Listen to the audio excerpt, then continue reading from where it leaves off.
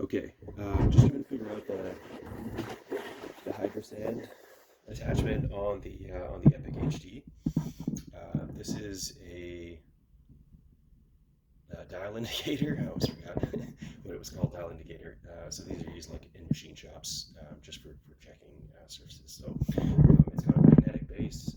So the base is clamping onto this. It's not super strong, so you just have to be careful. It's strong enough that it stays put. You have to sort of know like how to adjust these things. But basically, what you want to try doing is setting it to 0. Yeah, so I'm gonna just give you a quick tutorial as to like what I did here was. So I've been messing around and looking for like the highest point and the lowest point on these different on these bearings. So let's see. Okay, yeah. So these just screw into this. Now these pads are not like super precise. It's just foam. So you have to kind of trust that they're going to be good. There's no way to really like measure how concentric these are, like when they're rotating. If there's some wobble to them, if there's like a bent shaft. Clark is telling me that a bent shaft could cause these things to wobble and cause like an odd scratch pattern. So you could try replacing these, but I've been having a hard time since day one with these. They were brand new when I got them, so like they're telling me, like 5 years later, like we'll try chaining your pads. It's like I don't really know.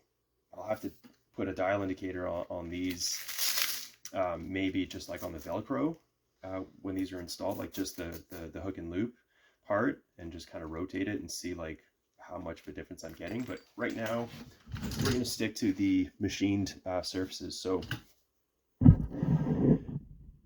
you can see here that I have set it to 0, the dial indicator, and also this dial here is also set to 0. It's on a scale, and if you rotate this knob, it'll sort of bring it up and down, and you can see this little dial down here rotating. I want that to be at 0. You're plus or minus a few thousandths of an inch is okay. Like this thing's like super sensitive, like if I just put pressure on the plate itself, just the amount of like microscopic flex you're seeing on the plate will, I don't know if that's because I'm putting pressure on the shroud. Let's see. Yeah, putting pressure on the plate without touching the shroud, I think that's pretty solid. But yeah, so this dial here, you can just set that to 0, and then make sure this dial here is set to 0 using this adjustment. Plus or minus a few thousandths of an inch is okay, but roughly 0. Okay. Now I'm going to carefully raise this shaft here. I'm trying to watch the screen as I'm working as well, so bear with me here. Maybe I'll just, okay. Sorry, this isn't like super high quality content here, but just trying to help people out here, trying to help myself as well. Okay, so I'm going to be pushing down here and going to the second bearing surface, and then looking to see if anything changes with that.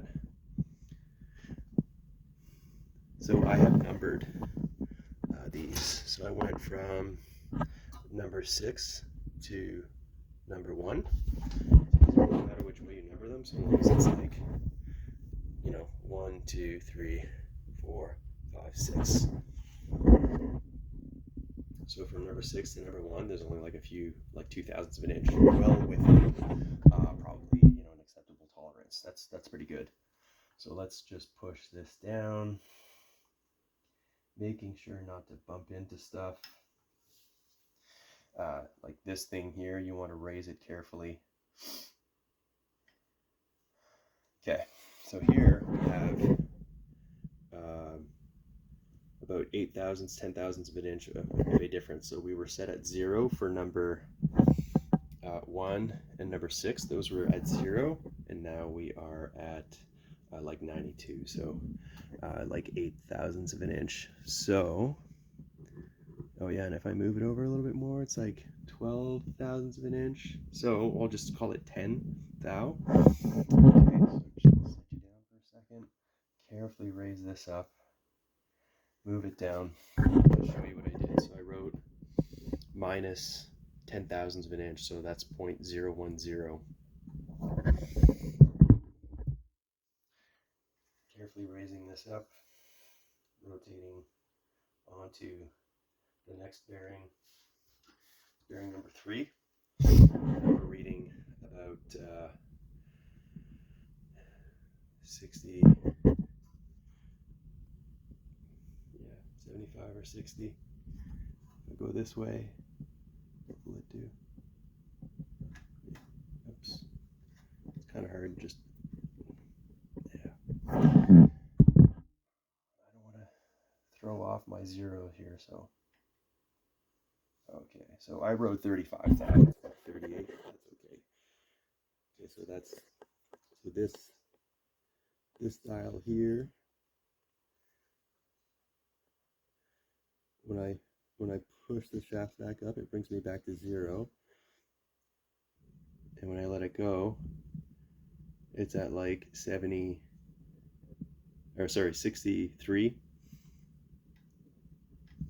Anyways, I wrote minus 35 thousandths of an inch.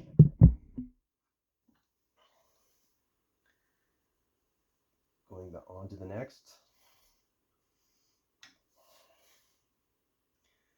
Okay, so now there's a much bigger difference even here. Now we're at 51, so we started at 0, so we're at minus 40. Well, I wrote 47 the first time around, but now it's like 49, but that's okay. Plus or minus 5 thousandths of an inch on your reading is okay. So like if I raise this shaft up back to 0, you can see how much of a difference there is there. I'm raising it up back to around 0 here, and you can see that gap there. So there's a gap, that much of a gap. That's 47 thousandths of an inch, 50 thousandths of an inch. You know, that's about a 16th almost of an inch difference. Okay, carefully pulling this up and rotating it.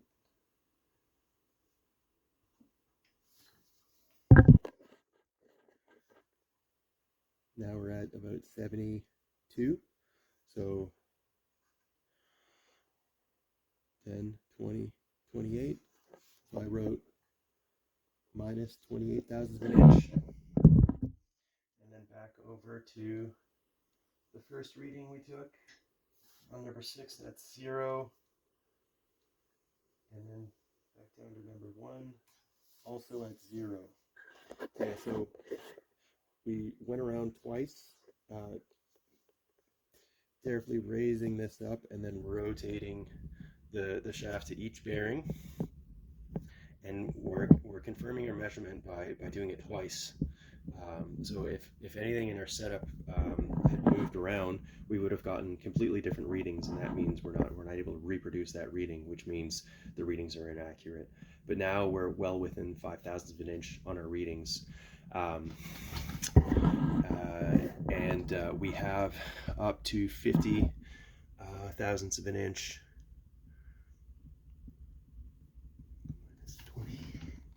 28, and what do we got here? That's minus 28. Yeah, 40 minus 47, and then 35, 10 thousandths, 0, 0. Okay, so now we've determined that our Hydrasand planetary attachment is off by that much on the Epic. So we don't know for sure if the motor might be not concentric, or if it's the Hydrasand. What matters is that the assembly is put together a certain way, and what we should do is mark the way that our assembly is put together here. So we'll put a marker here, and I'll write A here, and I wrote A here. So next time we put the Hydrasand attachment on the Epic, we should make sure that these are lined up the same way. So that we know that things are put back together the same way. That means that we're reproducing the results.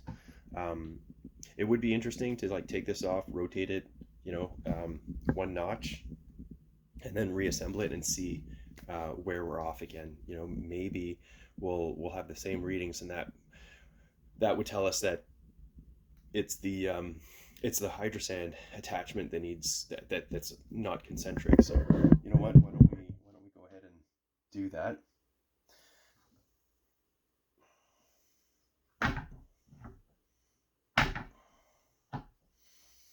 See if I can do it without. Yeah, I'm not going to risk it. Just unlock this, move it up.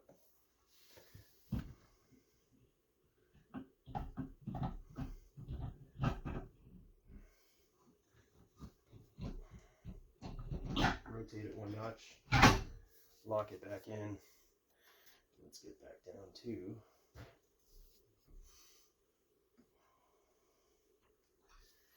number 1.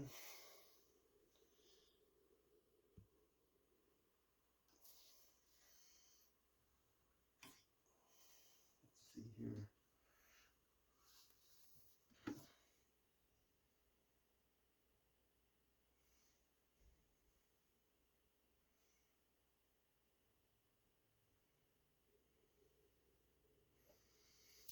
Okay, number 1 set to 0. Number 2 minus 10,000ths of an inch.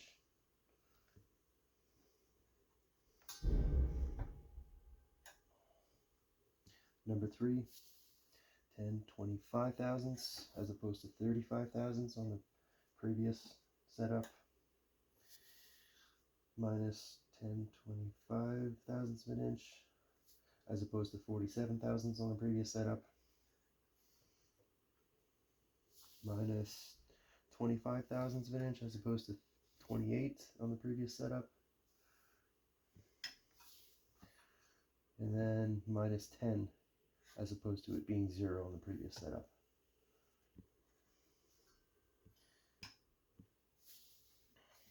Oh, we're actually at minus 10 here, so let's try that again.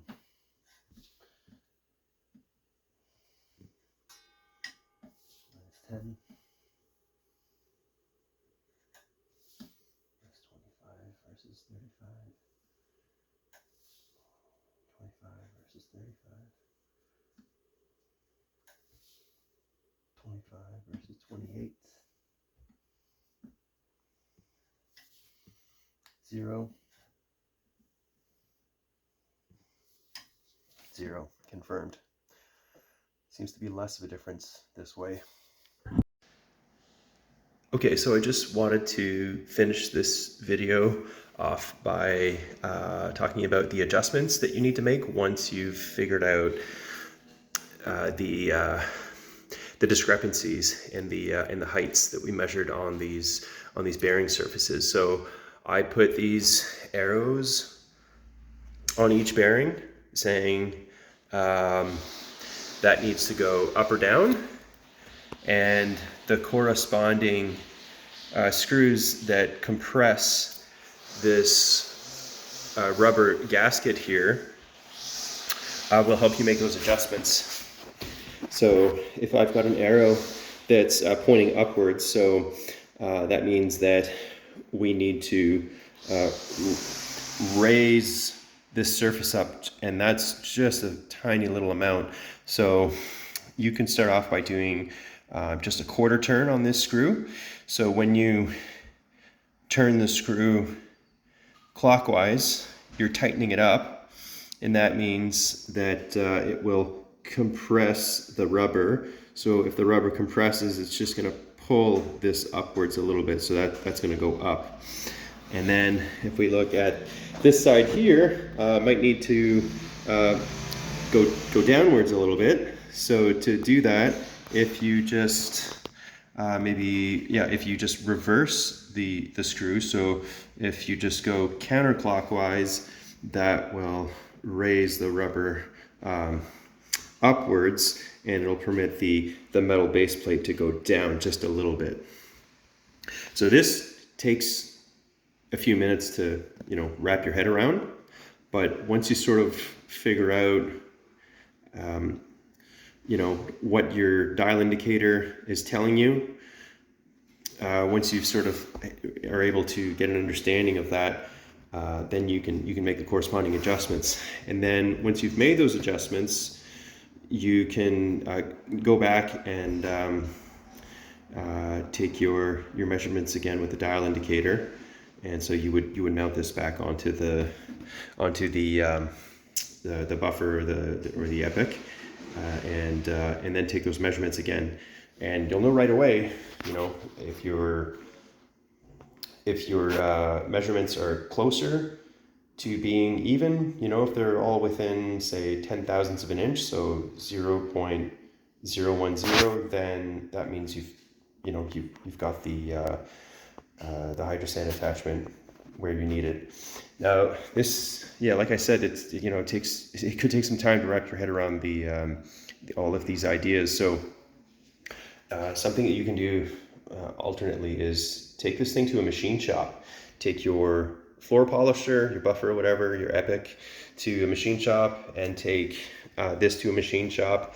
Ask them to put it on a dial caliper, a dial indicator, and to take measurements on each bearing surface. So you've got to take the pads off, and then take the measurement on the top of these surfaces here, and then they can a machine shop might be able to do that for you, and they might also be able to figure out how to make the adjustments. This is definitely something you can do at home. Just take your time.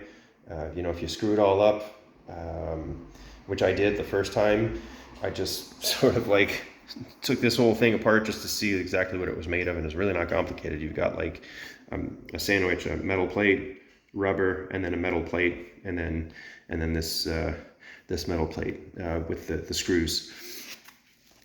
And also,